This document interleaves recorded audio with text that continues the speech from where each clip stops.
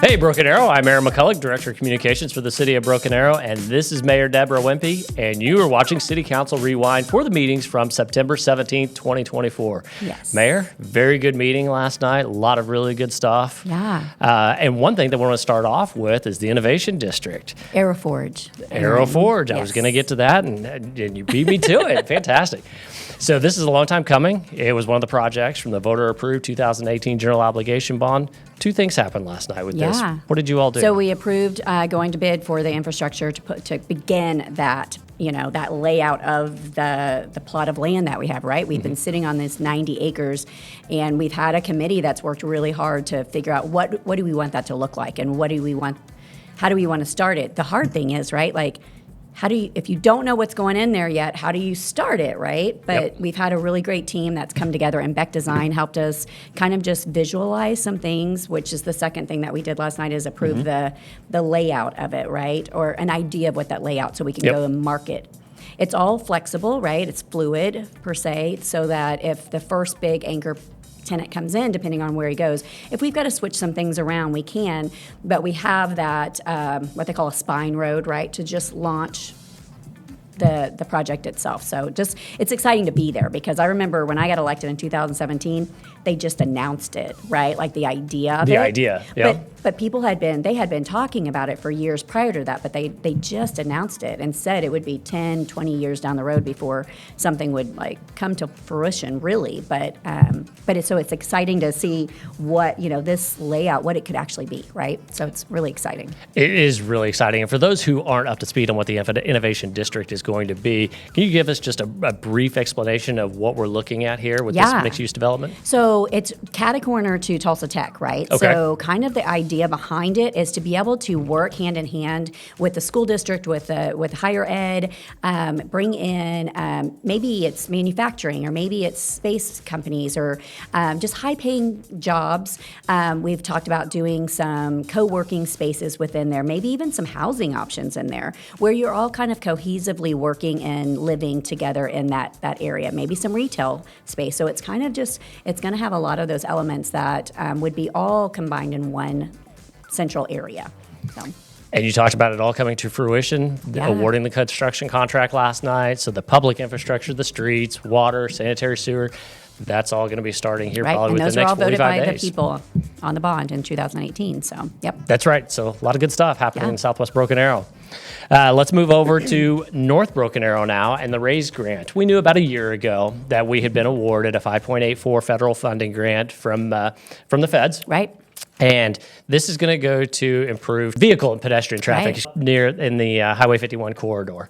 Talk a little bit about that and why this is so important and the whole connectivity thing. Yeah, so I'm sure if you've driven in that area, you've gotten off the BA around Lynn Lane or anywhere nowadays, it seems like down the BA, because everything is just centralized right there, it seems like.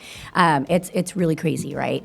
So this study coming in to see how we can revamp that whole area and all the way down to 51st and Aspen, right? Mm-hmm. So that's going to be amazing, because that's a unique intersection right there. It's got the city of Broken Arrow, it's got the county of Tulsa and the city of Tulsa all within one intersection. So being able to do a study of how we can revamp major intersections along that corridor of the Highway 51 is going to be amazing. So, and to have the federal grants come in will just help tremendously in the future of what they come up with for making things work better in all of those areas, actually. And that's what's fantastic about this money is now our engineering and construction team is going to be able to start that planning process. Yeah. They're going to be able to start looking at doing some preliminary designs. Yeah, like connective, like sidewalks, or connect pedestrian walking and all of that. So it'll be really neat to see what it could be. Right? Yeah, I think one of the things that's really interesting as I go through this and look, one of the ideas is a trail extension that ties Neen House to Broken Arrow High School. That's really cool. Yep. So it's little things like that. We're a long ways off from construction. Yes. This money can only be used for planning,